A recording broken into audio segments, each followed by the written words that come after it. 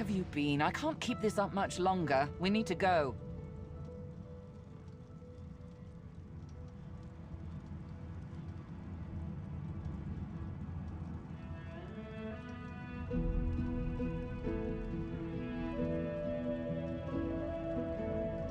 Seekers dead, Alexander missing, God-woken passengers deceased.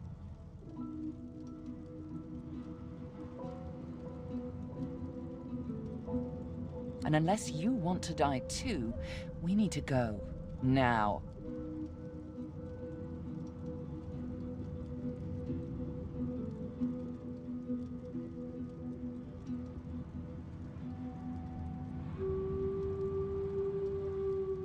There's no time. I can't hold us here. Brace yourself. This might hurt. A lot.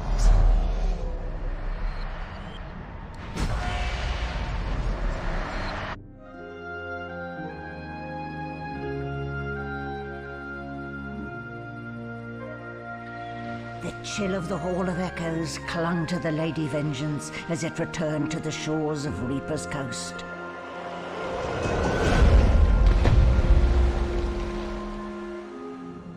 The Godwoken were alive, but what of the gods?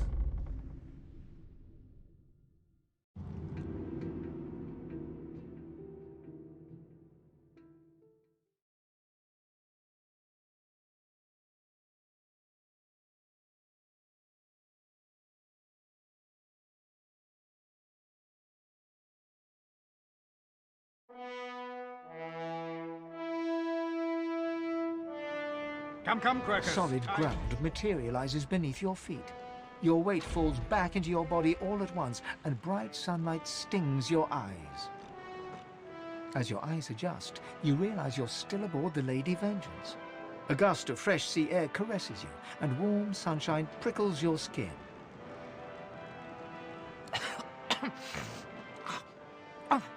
One moment, please. Oh, just a moment. Malady explodes in a fit of retching that racks her body. At last, she sneezes and expels a glob of something shiny and silver onto the deck. It wriggles quickly off the siding and plummets into the sea with a splash.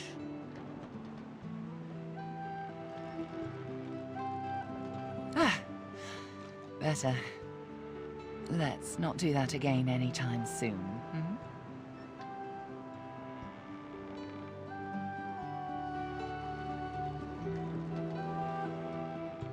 Well, we needed to escape, didn't we? So I took us the one place I was quite certain Dallas couldn't follow. I suppose you recognized the Hall of Echoes from those visions you'd had before. Realm of the dead, realm of divinity. I do hope you learned something useful on our little field trip.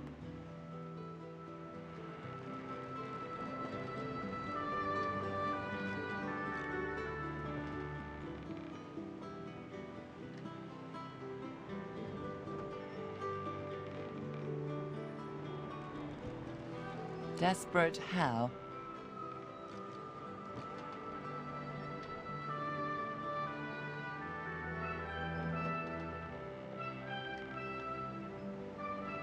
Oh, fine. 1, spooky magic. 2, only half a demon actually. My mother was a bitter elf named Loda. 3, just a bit of leftover effluvia from the spell. 4, more than I can count. 5, something too horrible to mention by the light of day.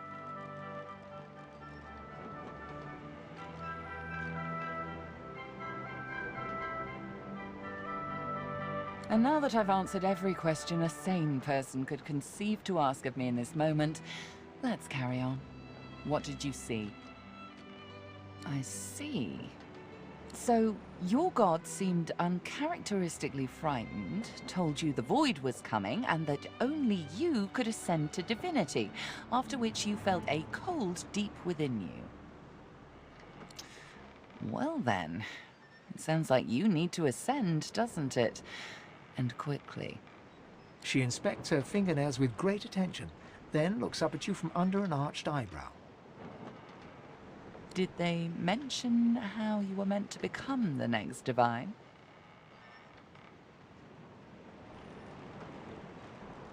Oh, what confidence you inspire. Luckily for you, Mama Malady is here to help. We already know you can bless, but as far as I know, you can neither see source nor take it as you see fit. I may not know much about divinity, but I do know that any godwoken worth their salt will know how to perform all these oh-so-fantastic feats. You need to go see the Meister.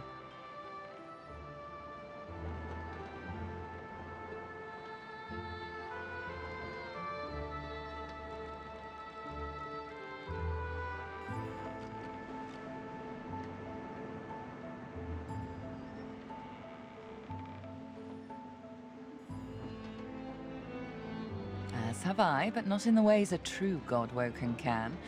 Forget those ghastly little jars and wands to which small people must resort. You ought to be able to see and speak to the spirits that wander our realm, and you ought to be able to extract the source they leave behind, too.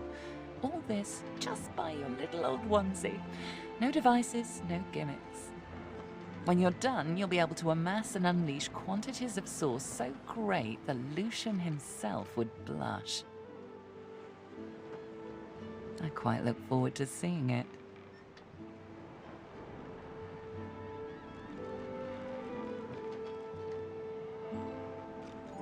Oh, she's got one of those things in Driftwood, you know, the building where people go and they do things inside of it. A home, that's it. She's got a home in Driftwood. Give me your map. There you are. Tell her I sent you and she'll handle the rest. You're at the beginning of a long journey, Godwoken. Long, but exceedingly interesting. Now, I must be going, and so must you.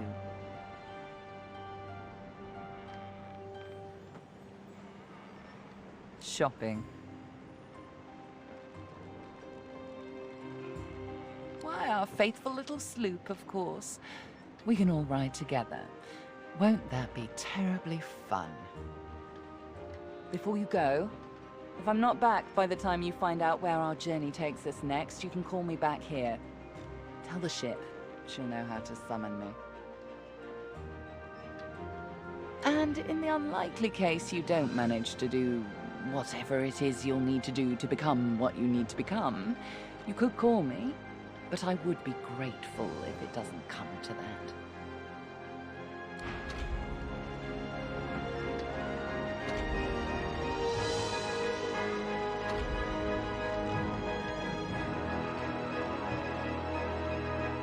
Hail, friend, and remember, in Lucian's love there could be no wrong.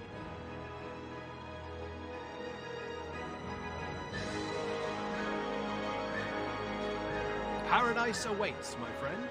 Not an actual paradise, of course. I don't think there's such a place in all of Rivellon. Paradise Downs. My parents still sow the soil there. And if the Order hadn't called me to its ranks, I'd still call their farm my home. I miss it. I miss them. They've been forever understanding of my duty. But I admit, I've been neglectful. I have some wrongs to right.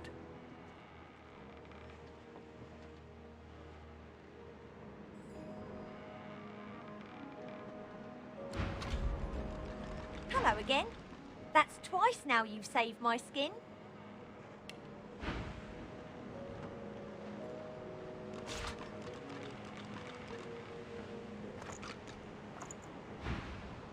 And I think it's time to start repaying the favours.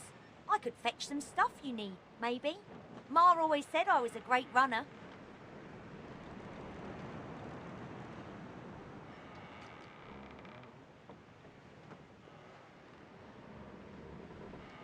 Up to you. You know where I am if you think of anything. Damn it, is nowhere safe. Red-robed lunatics at sea, those void-woken seedlings in the swamp. It all points to the great acorn. It's coming, Quercus! What if it's too late, hmm? What if the Knights of Dre are too far ahead in their plans?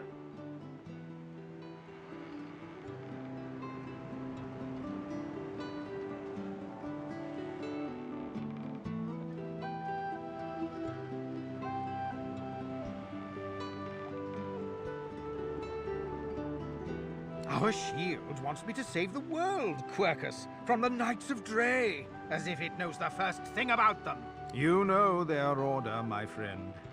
Mystic Squirrel Knights, sworn to the great acorn, trying to bring about its return. The squirrel absent-mindedly runs a paw over Quercus's spine. The air fills with the sound of soft, dusty purring. They plan to inherit the everlasting forest once the acorn drops, and the world is rid of all giants. They believe that only the arboreal will, and should, survive.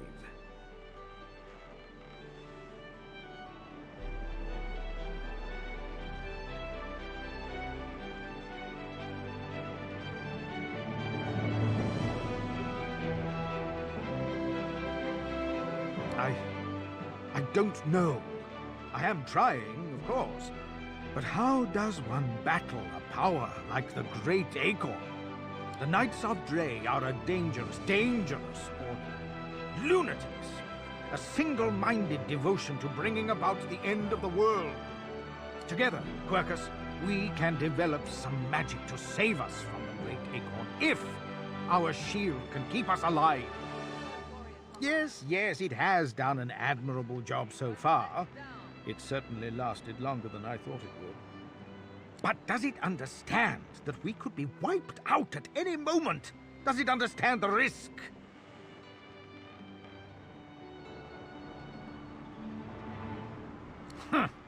Trust. Do you remember trust, Quercus? I'm not sure I do. Well, yes, of course I trust you, Quercus. You're different.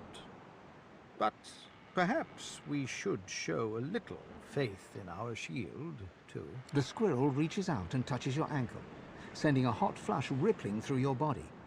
Your mind's eye sees new potential spells swirling before it. Now, listen carefully, shield. The plan is thus. Do not die. If the shield can hold up its end of the bargain, we might just have a chance to complete our research. We might make it yet, Quercus.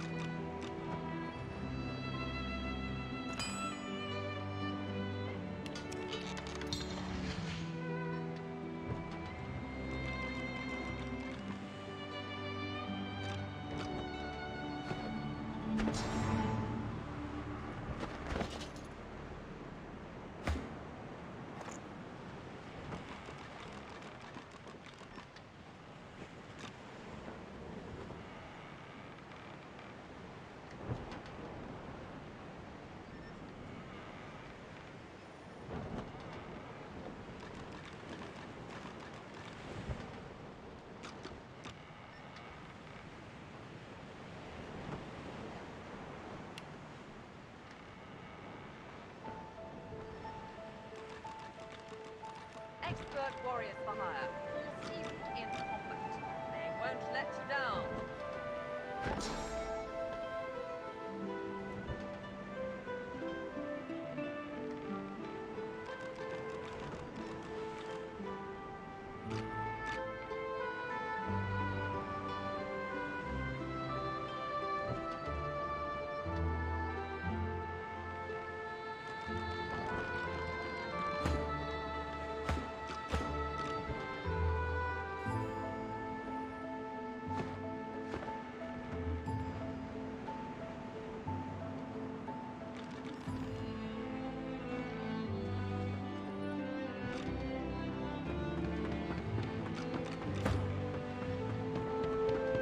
I've plenty of fighters for hire. Experts. Oh, I see you have a full contingent already.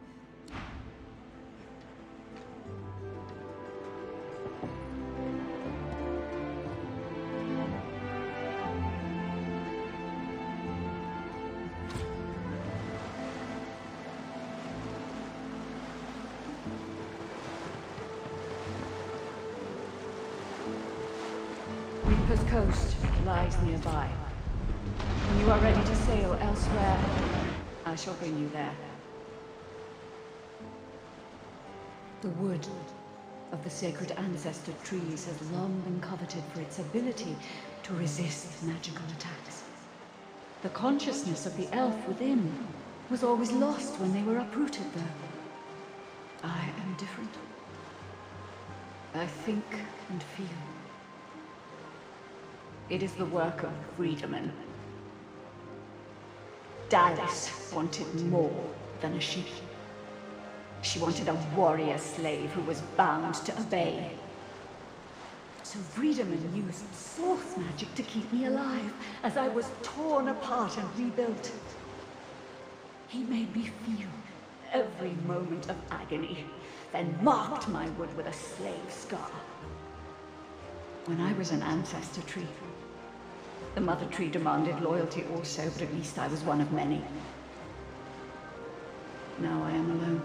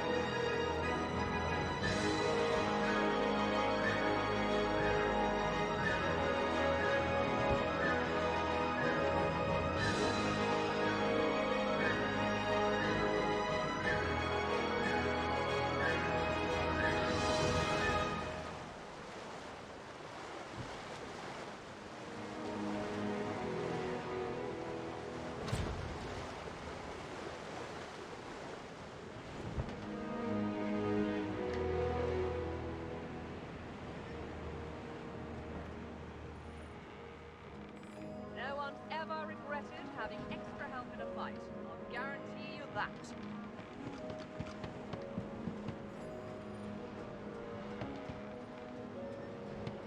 I hadn't realized I was in such illustrious company when we met before.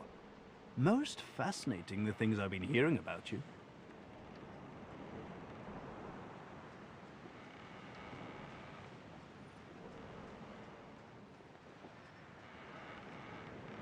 That you're, how did Malady put it again?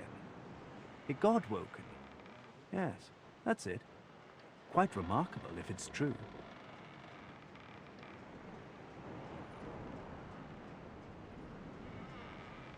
Tarquin pauses, taking you in. Genial smile and calculating eyes. Most people are too sentimental to admit that friendship is a transaction. I am not. I'm sure we can both be of use to each other.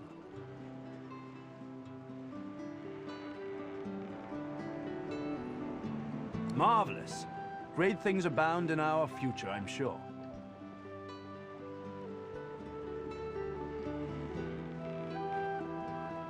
Why, it was your ally, Malady, who spared me. She claimed that I might be of some use yet. Rather flattering to enjoy the favor of such a powerful being.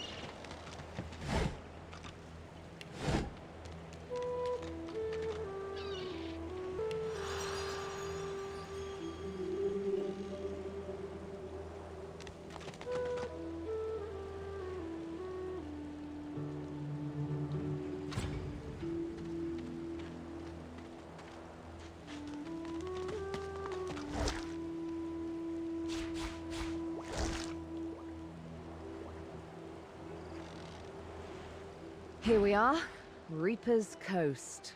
We made it. You celebrate too early. To be godwoken is all well and good, but above all, I've yet to find the Master. Somewhere further inland, Roost Anlon breathes. All I have to do now is pick up his scent and make his last breath worth my while.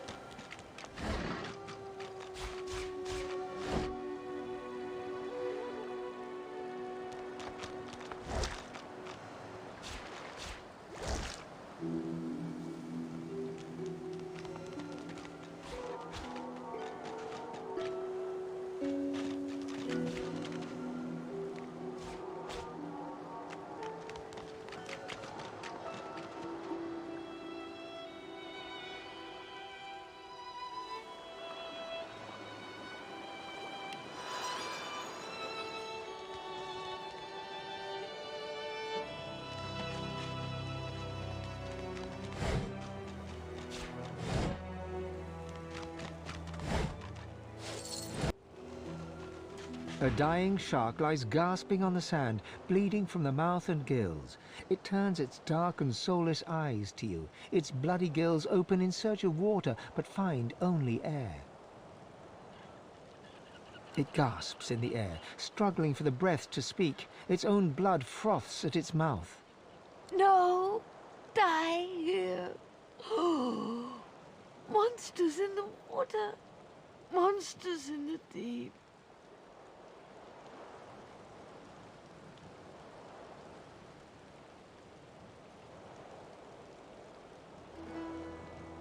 Monsters bigger!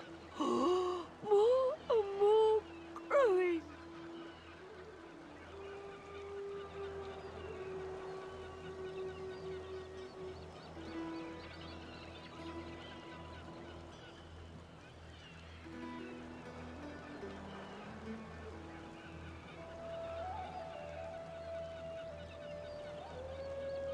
It summons the energy to snap at you, thrashing in the sand. You jump back. No! Die here!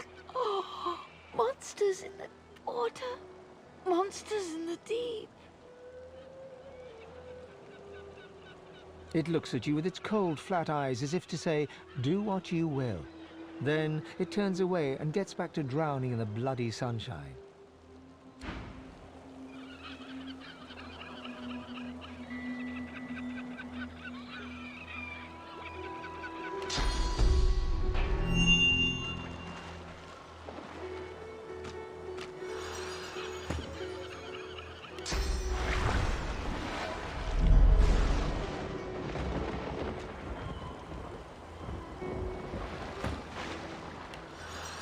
It looks at you with its cold, flat eyes, as if to say, what are you waiting for?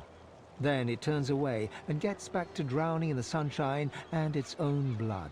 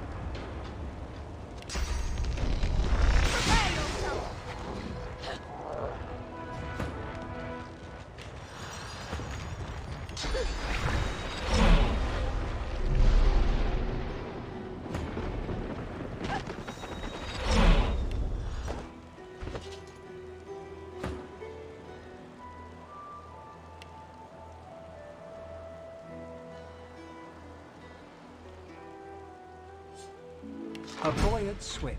Your name is Joe. You're 9. You're brave. You're off to see your mum. A shadow moves below you.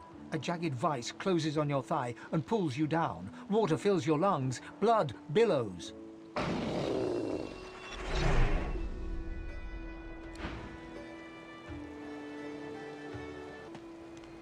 Just a caravan. I remember one just like this picking me up. Could have been a shipment to Fort Joy. But what happened here?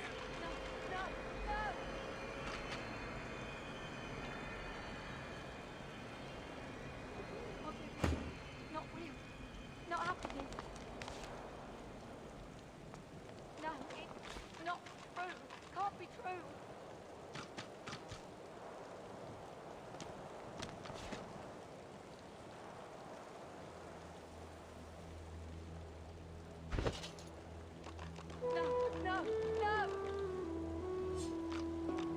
You twist your head around as the Magisters haul you away.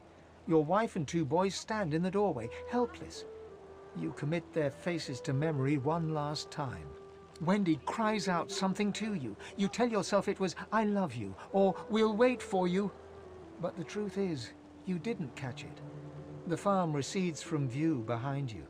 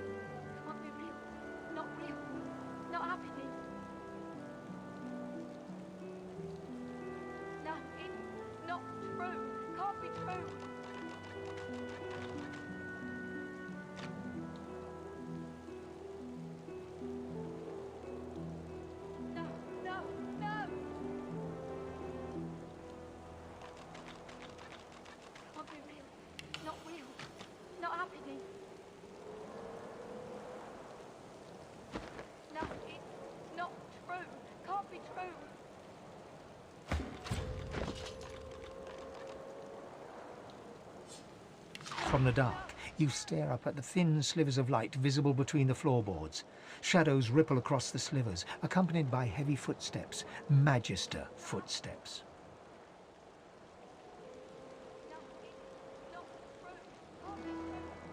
Wood creaks above your head. One of them has paused. Your breath catches in your throat as you wait for him to move along. But the hatch is suddenly yanked open. Light floods you, blinding and accusatory. You hear only one gruffly barked word before the hands seize you. Gotcha!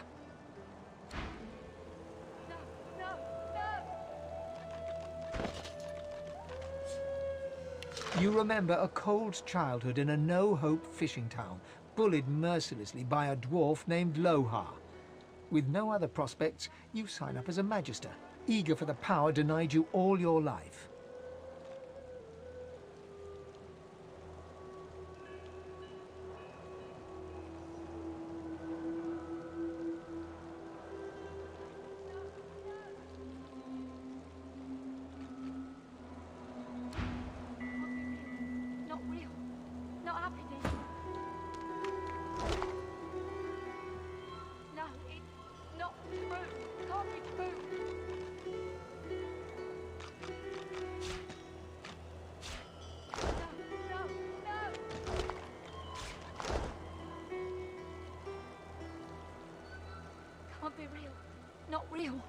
Not happening.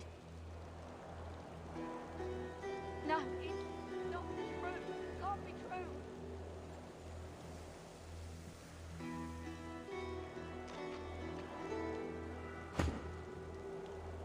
No, no, no!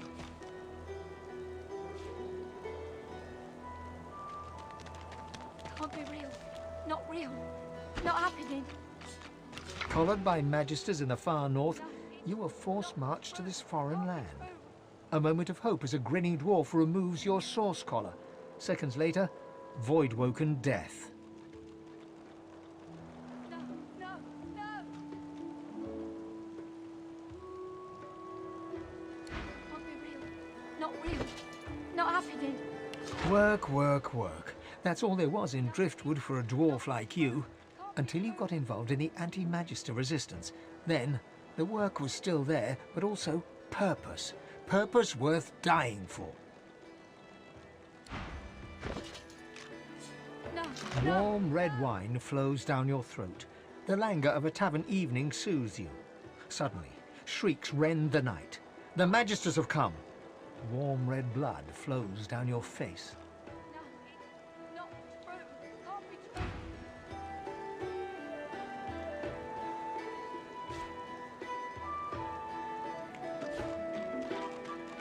No, no, no!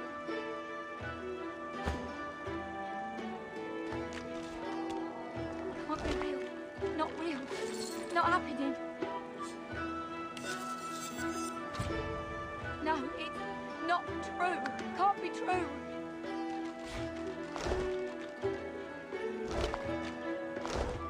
No, no, no!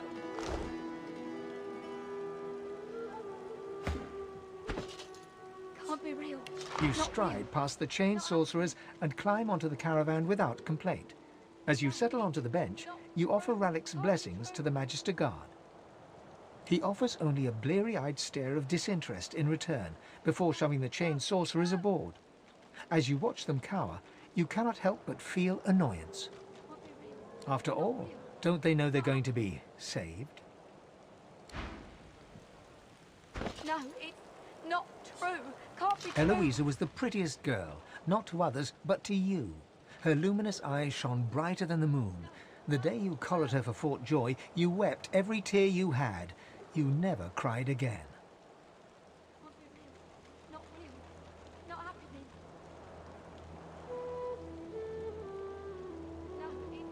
No, it's not true. Can't be true.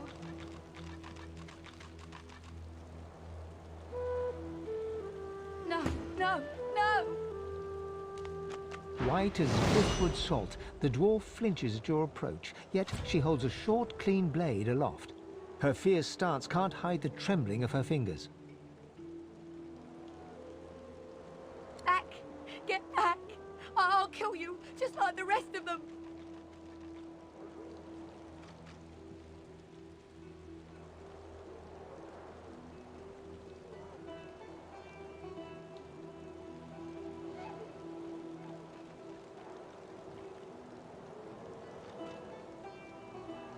She slumps, all bravado draining from her. No. I've never seen anything like those beasts before. Are they gone?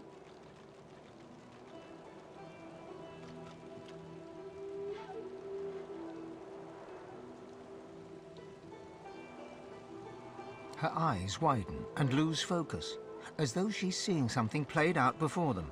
Her voice is shaky when she speaks. Those?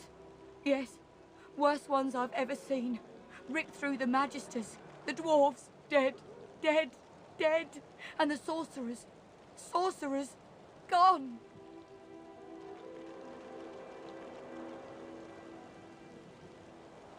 Her eyes stare vacantly into the distance, glassy as marbles. It's not cold, yet her shivering is relentless. I don't know. Oh, Duna's beard. Lohar. My boss Lohar will want to know what happened to them, but I can't remember.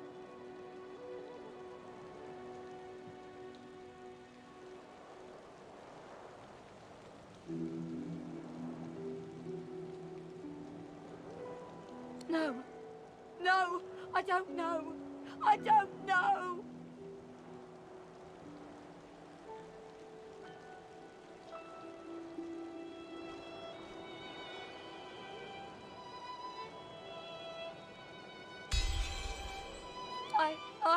Oh, Seven Sympathy. I saw those things, dragging the sorcerers along the cliffs, towards the Wreckers' caves. No more. It's gone. She flinches at the slightest rustle of wind through the long grass. Terror in her eyes, she stumbles away from you.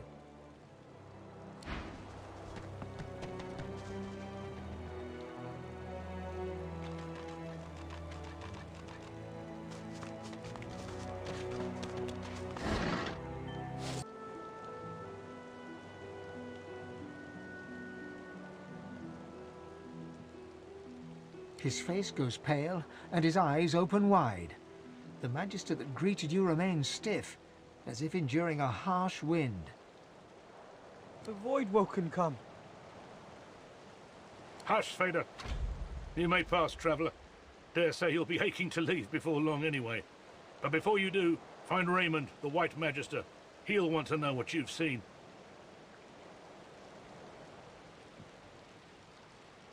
Be quick, mind. He's set to sail any moment. He nods his head in the direction of the bridge, but offers no other instructions. As long as you stay put, you'll be safe.